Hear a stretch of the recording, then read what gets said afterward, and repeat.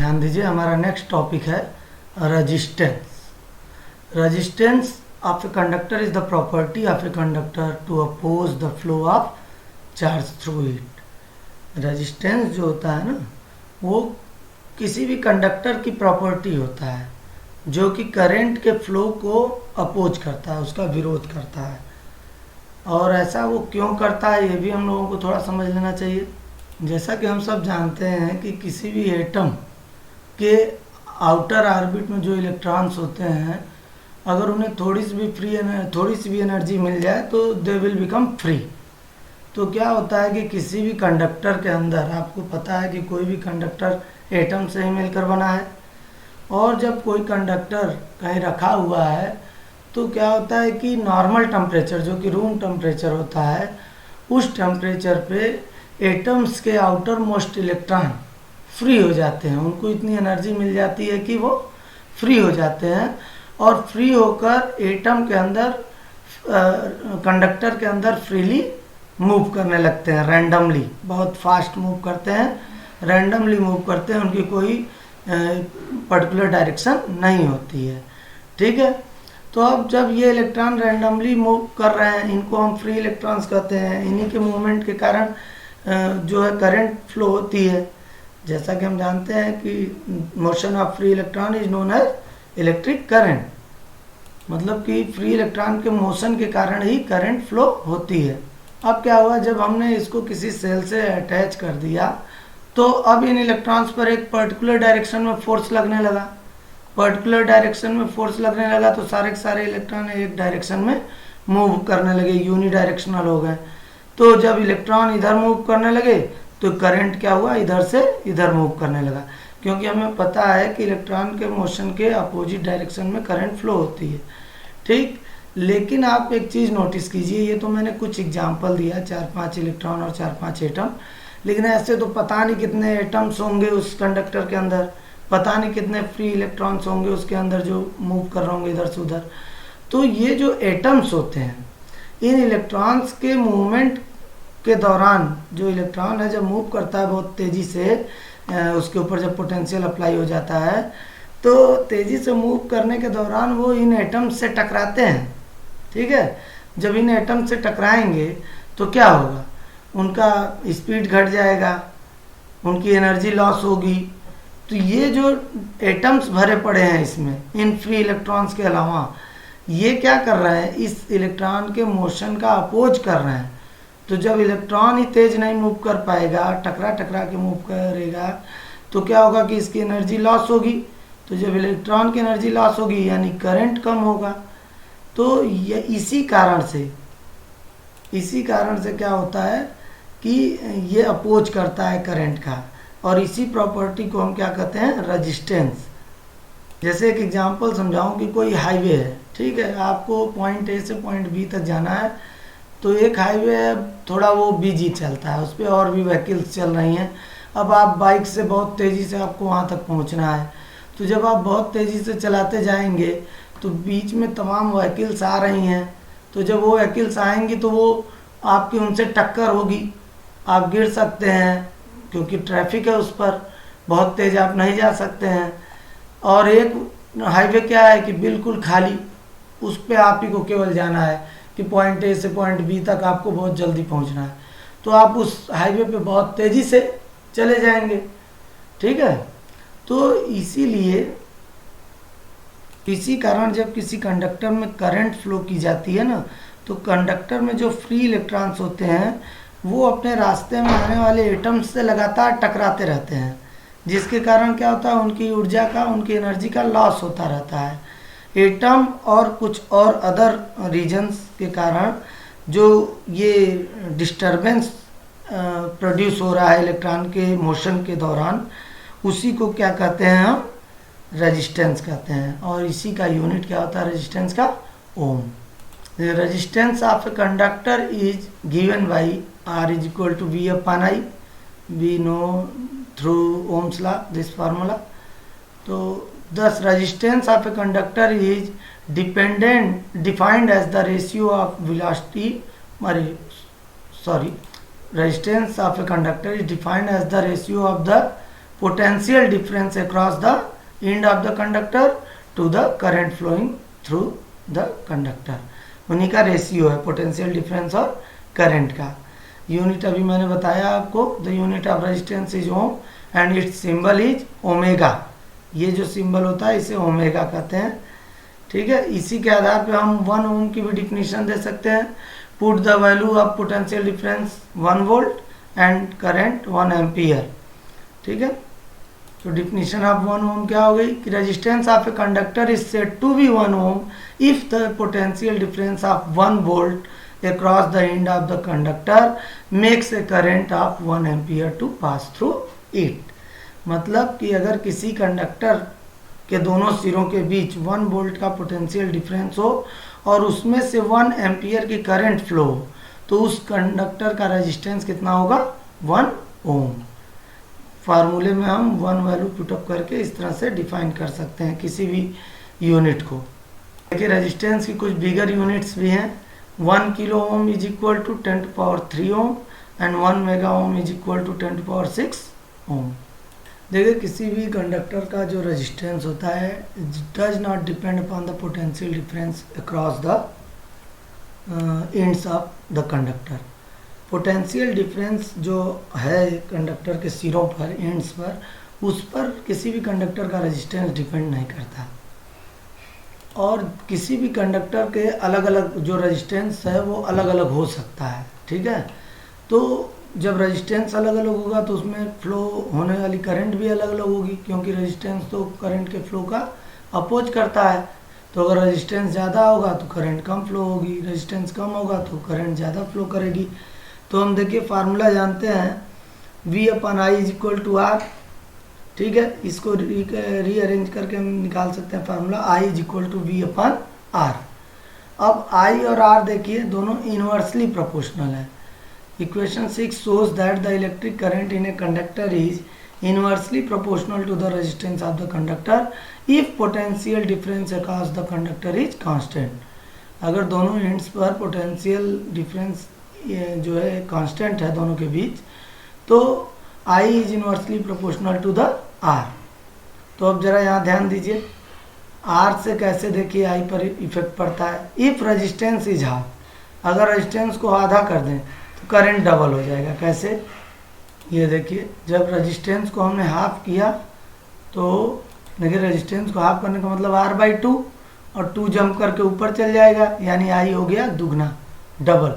और वहीं दूसरी तरफ अगर रेजिस्टेंस को डबल करें 2R, तो अब देखिए 1/2 यहाँ आ गया, यानी करंट हो जाएगा हाफ। तो रेजिस्टेंस का बहुत इफेक्ट पड़ता है करंट के ऊपर। देखिए ये काज ऑफ रेजिस्टेंस में वही सारी बातें समझाई गई हैं, एक बार फिर देख लेते हैं। A conductor has large number of free electrons, सही बात है। When a potential difference is mentioned across the end of conductor the free electrons drift from one end to other end of the conductor. Conductor के अंदर free electrons move करते रहते हैं randomly. जब उनके एंड्स पर पोटेंशियल अप्लाई किया जाता है, पोटेंशियल डिफरेंस, तो वो एक पर्टिकुलर डायरेक्शन में मूव करने लगते हैं। During their movement they collide with the atoms of the conductor, conductors के एटम्स से वो टकराते रहते हैं। This collision oppose the movement of free electron from one end to the other end of the conductor. This opposition of flow of free electron due to the collision with ions in a conductor is known as resistance of the conductor. More the collision suffered by electrons in a conductor, more is the resistance suffered by the conductor. जितने ज़्यादा atoms होंगे, electron जितने ज़्यादा atoms से टकराएगा, उतना ही ज़्यादा resistance वो conductor show करेगा, उतनी ही परेशानी होगी करंट को फ्लो होने में। नेक्स्ट पॉइंट हमारा देखिए, factors on which the resistance of a conductor depends. किन किन फैक्टर्स पे हमारा कंडक्टर डिपेंड करता है रेजिस्टेंस। देखिए पहला पॉइंट है dependence of length of a conductor. तो इसे प्रैक्टिकल के थ्रू करके आसानी से देखा जा सकता है, जब कभी आपको मौका मिले प्रैक्टिकल करने का। तो एक कॉपर वायर लीजिए और कुछ इस तरह की अरेंजमेंट कीजिए। एल लेंथ का या किसी लेंथ का कॉपर वायर लेकर उसे एक सेल बैटरी से कनेक्ट कर दें और एक की से कनेक्ट कर दें, ठीक है। देखिए length connected between the terminals A and B, note the reading of ammeter. Ammeter का रीडिंग नोट कर लीजिए यहाँ कि कितना करंट इसमें से फ्लो हो रही। फिर now take another copper wire of same area, area same रहेगा area of cross section, but the length 2L, इस बार लेंथ 2L कर देंगे, डबल लंबाई का। Connect it between the terminals A and B and now read the reading in ammeter. तो it will be found that बी reading of ammeter in the second case is half of the reading of ammeter in first case. पहले case में जितना current ammeter ने show किया था, wire की length double कर देने के बाद वो आधा करंट ही, हाफ करंट ही शो कर रहा है पहले की तुलना में। Since I is equal to V upon R, so resistance of second wire is double than the resistance of the first wire. जब लेंथ डबल कर दिए तो रेजिस्टेंस भी डबल हो गया वायर का, ठीक है। Thus resistance of a conductor is directly proportional to the length of the conductor. जो रेजिस्टेंस ऑफ कंडक्टर है वो कंडक्टर की लेंथ के प्रोपोर्शनल होता है। अगर लेंथ आप बढ़ाएंगे तो रेजिस्टेंस भी बढ़ जाएगा। Hence R is proportional to L।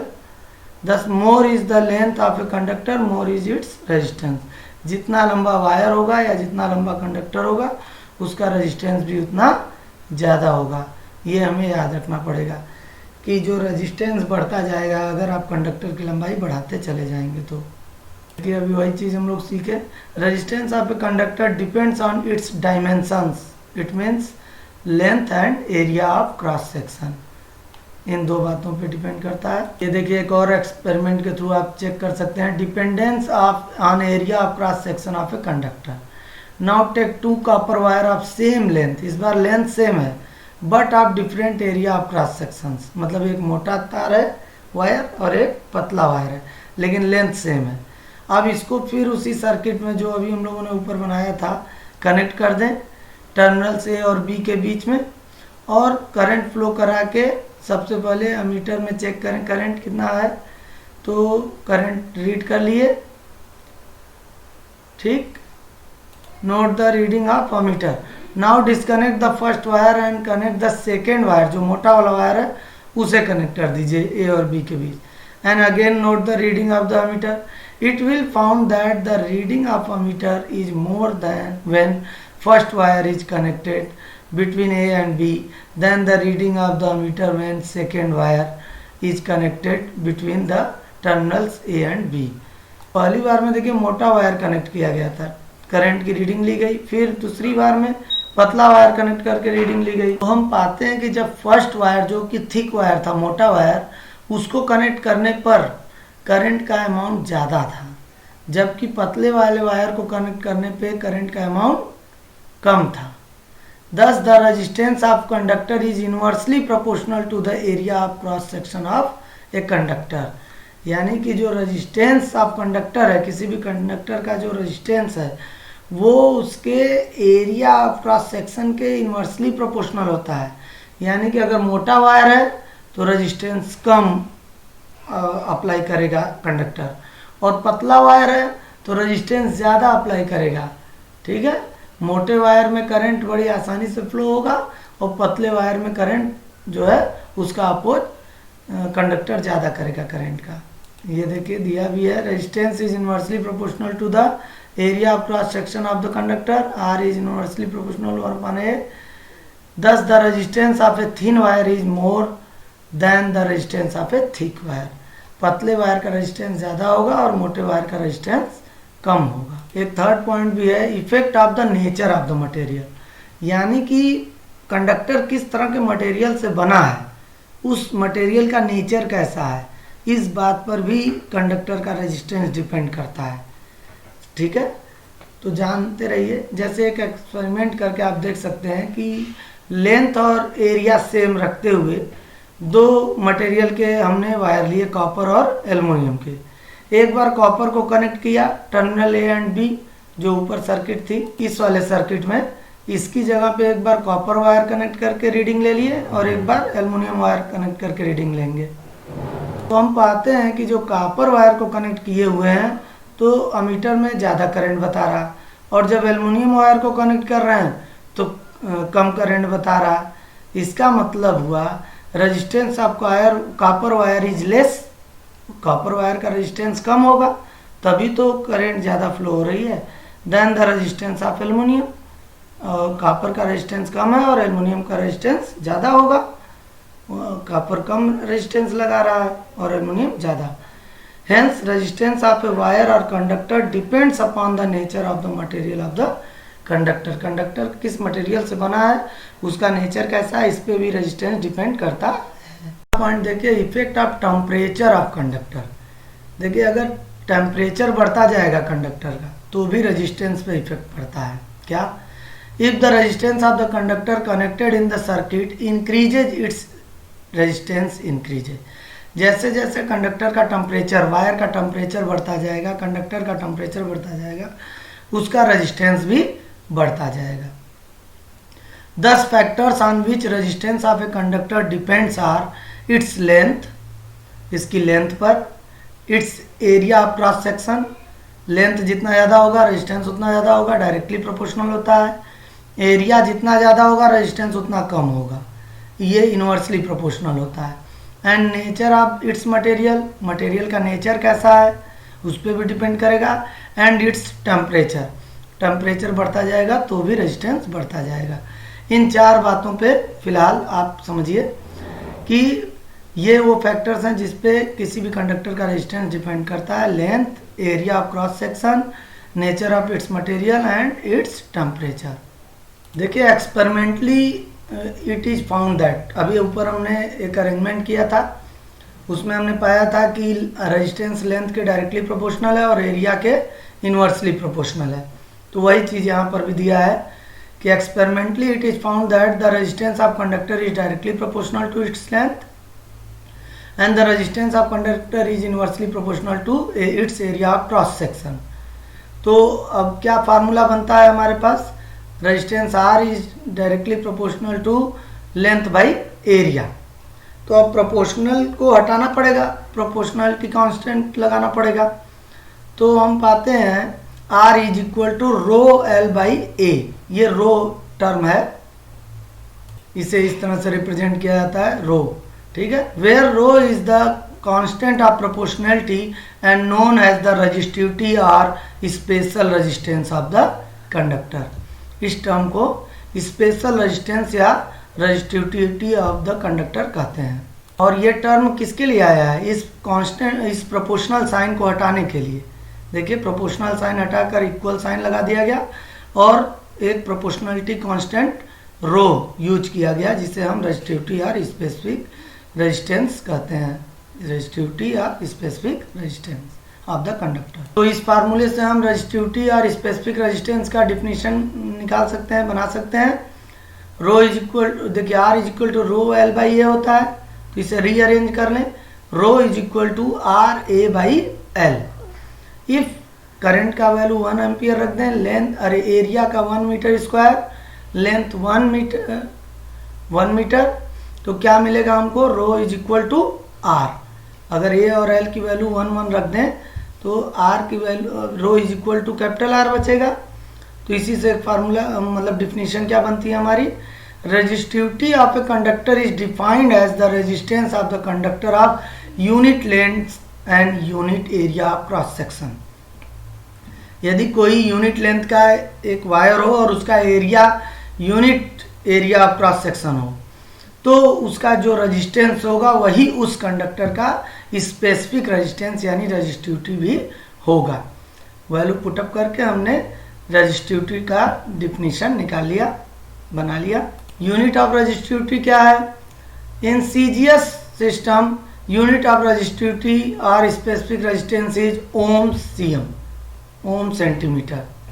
और एसआई यूनिट ऑफ रेजिस्टिविटी क्या होगा, ohm metre. SI unit ohm metre और सीजीएस यूनिट ओम सेंटीमीटर। देखिए सबसे ज़्यादा जो है रेजिस्टिविटी इंसुलेटर्स की होती है, फिर एलॉय की होती है, तब जाके मेटल की होती है। यानी मेटल्स की रेजिस्टिविटी सबसे कम। एलॉय का मतलब होता है कंडक्टर और इंसुलेटर दोनों के बीच की कड़ी, दोनों का मिक्सअप, ठीक है, जिसे हम सेमी कंडक्टर भी कहते हैं। तो उसे देखिए मेटल में सबसे कम रजिस्टिविटी होती है मेटल की, फिर एलॉय की होती है। एलॉय का मतलब मिश्र धातु, मेटल का मतलब प्योर मेटल, एलॉय मीन्स मिश्र धातु, मतलब उसमें कुछ इम्प्योरिटी भी है, तो उसकी रजिस्टिविटी कुछ ज़्यादा होगी। और इंसुलेटर्स यानी जिसमें करंट फ्लो ही नहीं कर पाता है, जैसे वुड हो गया या अदर थिंग्स, उनकी रजिस्टिविटी सबसे ज़्यादा होती है। इसी कारण मेटल में बड़ी आसानी से करंट फ्लो करता है। फिर जो एलॉय होते हैं मिश्र धातु, उनमें भी करंट फ्लो करता है, लेकिन उसमें करंट की जो एनर्जी है मतलब वो ज़्यादा हीट के रूप में नष्ट होती है। और जो इंसुलेटर्स होते हैं जैसे वुड वगैरह, उसमें तो करंट फ्लो कहाँ हो पाती है, उसके लिए बहुत हाई पोटेंशियल डिफरेंस चाहिए तभी करंट फ्लो करेगी। तो इंसुलेटर्स की रेजिस्टिविटी बहुत हाई होती है। इसी कारण से जो कनेक्शन वायर्स बनाए जाते हैं, जो कनेक्शन वाले वायर होते हैं, वो मेटल्स के बनाए जाते हैं, अच्छे क्वालिटी के मेटल्स जिनके रेजिस्टेंस बहुत कम होता है, कॉपर के, एल्युमिनियम के, सिल्वर के, ठीक है, उनसे कनेक्शन वायर बनाए जाते हैं। उनका यूज कनेक्शन करने के लिए किया जाता है। और जो रेजिस्टेंस वायर होते हैं जैसे हीटर में, प्रेस में जो वायर्स यूज होते हैं, वो हीटर में देखते नहीं है कि करंट फ्लो होती है तो वो गर्म हो जाता है, बिल्कुल रेड हीटेड हो जाता है। इसी तरह प्रेस भी गर्म हो जाता है, हीटिंग इफेक्ट शो करता है। तो वो ऐसे वायर्स उनके अंदर लगे होते हैं जिनका रेजिस्टेंस ज़्यादा होता है। तो वो क्या होता है कि करंट को अपोज करते हैं, तो करंट की कुछ एनर्जी किस फॉर्म में कन्वर्ट होने लगती है, हीट के फॉर्म में। तो इस तरह से वो हीटिंग इफेक्ट हमको देखने को मिलता है, तो उन्हें रेजिस्टेंस वायर कहते हैं। ठीक है। Resistivity of a material changes if its temperature changes. अगर कोई मटेरियल का टेम्परेचर चेंज हो रहा है, हाई टेम्परेचर हो रहा है या लो टेम्परेचर हो रहा है, तो उसकी रजिस्टिविटी भी चेंज होगी। Resistivity of a material does not change if it's dimensions change. अगर लेंथ या एरिया कम ज़्यादा हो रहा है तो इससे रजिस्टिविटी पे कोई फर्क नहीं पड़ता। ठीक है, वो चेंज नहीं होगा, वो कांस्टेंट रहेगा। देखिए हम सबको पता है कि जो किसी भी सब्सटेंस का जो रेजिस्टेंस होता है, it depends on the length and area of cross section of the substance और कंडक्टर। ठीक है, रेजिस्टेंस तो डिपेंड करता है लेंथ और एरिया पर, but resistivity of a substance does not depend upon its length, shape and area of cross section. इन चीज़ों पे नहीं डिपेंड करता resistivity. For example, a 10 cm long copper wire and 20 cm long copper wire have same value of resistivity. चाहे 10 centimetre लंबा copper wire लीजिए, चाहे 20 centimetre, उनकी रजिस्टिविटी सेम होगी। Similarly thick and thin copper wire have the same value of resistivity. उनकी resistivity पे किसी तरह का कोई फर्क नहीं पड़ेगा, क्योंकि सब के सब कॉपर के बने हैं, कॉपर मटेरियल के हैं। ठीक है। Resistivity of a substance depends on the nature of the material of which the substance is made up of. उस सब्सटेंस के, उस मटेरियल के नेचर पे डिपेंड करता है जिससे वो बना है। That is why different metals, alloy and insulators have different values of resistivity. यही कारण है कि जो अलग अलग मेटल्स हैं, एलॉय हैं, इंसुलेटर्स हैं, उनकी रजिस्टिविटी अलग अलग होती है, क्योंकि resistivity only depends on the nature of the material by which they are made up. Means resistivity is the property of the substance और मटेरियल। उस मटेरियल की प्रॉपर्टी होती है रजिस्टिविटी, जबकि resistance is the property of the conductor to oppose the electric current. वो conductor की property है, जबकि रजिस्टिविटी क्या है, प्रॉपर्टी ऑफ द सब्सटेंस और मटेरियल जिससे वो बना है कंडक्टर, उसकी प्रॉपर्टी है। Resistance is the property of an object. दोनों में अंतर समझिए। Resistivity is the property of the material and resistance is the property of the object. Therefore, resistance of object of different shape and size but made of same material are different. ठीक है, अगर same material का भी है conductor, लेकिन उसका length और size सब अलग अलग है, तो उसका रेजिस्टेंस अलग हो सकता है, जबकि सेम मटेरियल का है। जैसे कॉपर वायर लिए, अगर उसका लेंथ ज़्यादा कर देंगे तो रेजिस्टेंस बदल जाएगा, एरिया कम कर दें या ज़्यादा कर दें तो रेजिस्टेंस बदल जाएगा। But resistivity of object of different shape and size but made up of same material is same. लेकिन कॉपर वायर के किसी भी मटेरियल को, लंबा लीजिए मोटा लीजिए वायर, उन सब की रजिस्टिविटी सेम रहेगी। क्यों? क्योंकि सब के सब कॉपर मटेरियल से बने हैं। तो रजिस्टेंस बदल सकता है साइज शेप चेंज होने पे, लेकिन रजिस्टिविटी नहीं चेंज होगी। यही बेसिक अंतर है, इसको समझिए। देखिए यूजेज ऑफ डिफरेंट मटेरियल्स, ये बहुत इंपॉर्टेंट, ये भी जान लेते हैं। Materials have been classified as pure metals और कंडक्टर्स। एलॉय का मतलब made of more than 2 more metals, मतलब कि उसमें 2 या 2 से अधिक मेटल्स हो सकते हैं। And insulators on the basis of the values of their resistivity, इनकी रजिस्टिविटी के आधार पे इनको क्लासिफाई किया गया है, अलग अलग किया गया है। जरा से इसके बारे में भी डिस्कस कर लेते हैं। The connecting wires in an electric circuit are made up of copper and aluminium, अभी जो बता रहा था मैं कनेक्शन वायर्स, उसी के बारे में।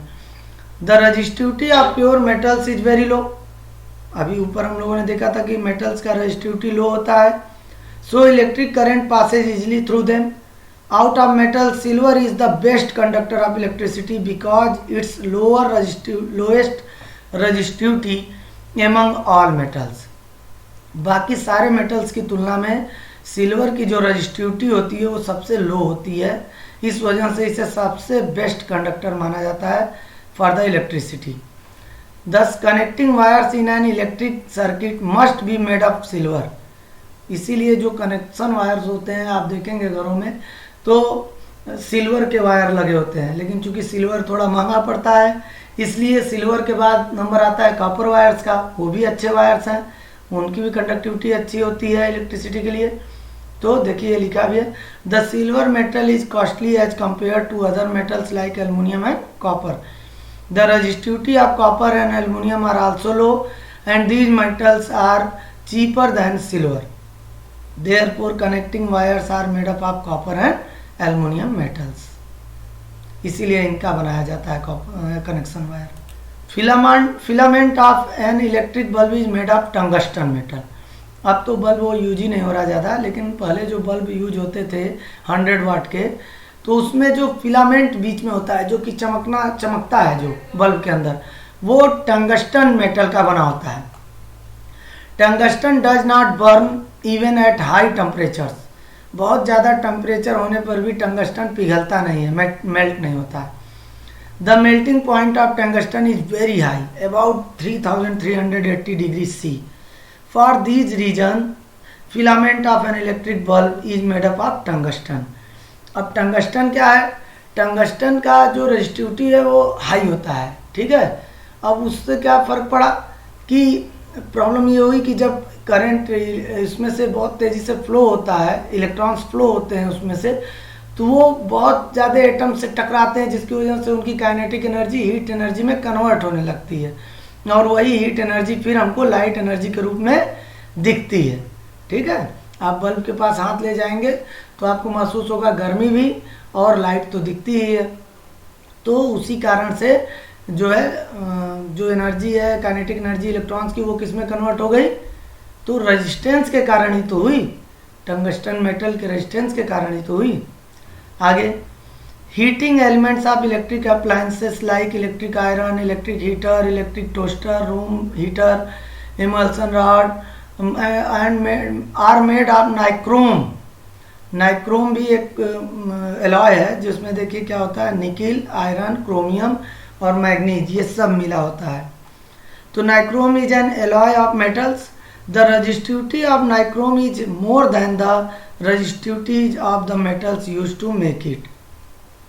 जो सारे मेटल्स अलग अलग, इनकी रजिस्टिविटी कम होती है इन मेटल्स की, लेकिन जब इनको मिलाकर नाइक्रोम बना दिया जाता है, ठीक है। नाइक्रोम में यही फुल फॉर्म ही है, नाइक्रोम से निकिल, एन से निकिल, आई से आयरन, CHR से देख रहे हैं ये हो गया क्रोम, और Me से मैग्नीज, ये मिलाकर उनका नाम बना है नाइक्रोम।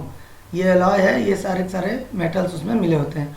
तो अलग अलग इन मेटल्स की रजिस्टिविटी बहुत हाई होती, अरे लो होती है, लेकिन जब इनको मिला देते हैं तो इनकी रजिस्टिविटी हाई हो जाती है, देख रहे हैं, more than the resistivities of the metal use to make it. Hence nichrome does not burn even at high temperature. The melting point of nichrome is 1500 degree C, that is why Heating elements of electrical appliances are made of nichrome, that is an alloy. alloy की resistivity अधिक होती है और उसी के कारण जो heat produce होती है उससे हम लोग कई काम करते हैं। देखिए कई अप्लायंसेस काम करते हैं, हमको फ़ायदा होता है। अगला insulators. Insulators are use to protect themself from the severe shocks of electric current. देखिए जैसे इंसुलेटर्स स्लीपर्स कहा जाता है कि करंट का कोई भी काम आप अगर कर रहे हैं तो स्लीपर जरूर पहनिए, चाहे बेड पर खड़े होकर करिए, मतलब अर्थ के कांटेक्ट में डायरेक्ट मत रहिए, वॉल के कांटेक्ट में डायरेक्ट मत रहिए, ठीक है। तो इसीलिए इंसुलेटर्स यूज किया जाता है। अब जैसे स्विच, अगर स्विच ना लगा रहे, वायर से वायर टच कराना रहे तो वो ज़्यादा रिस्की है, लेकिन स्विच लगा होने से हम आसानी से उसे ऑन ऑफ कर लेते हैं। तो स्विच जो है वो इंसुलेटर होता है, उसमें करंट फ्लो नहीं करती, क्योंकि वो प्लास्टिक का या फाइबर का या वुड का कुछ इस तरह के मटेरियल्स का बना होता है जो कि इंसुलेटर्स होते हैं। उम्मीद है कि आप लोगों को इस वीडियो से बहुत कुछ सीखने को मिला होगा। अगर आपको इससे कुछ फ़ायदा हुआ, आपको वीडियो अच्छा लगा तो कमेंट बॉक्स में ज़रूर सजेशन दें और वीडियो को लाइक करें। और यदि अभी तक आपने चैनल को सब्सक्राइब नहीं किया है तो चैनल को सब्सक्राइब ज़रूर कर दें ताकि आपको और भी नए वीडियोज़ मिलते रहें। Thank you.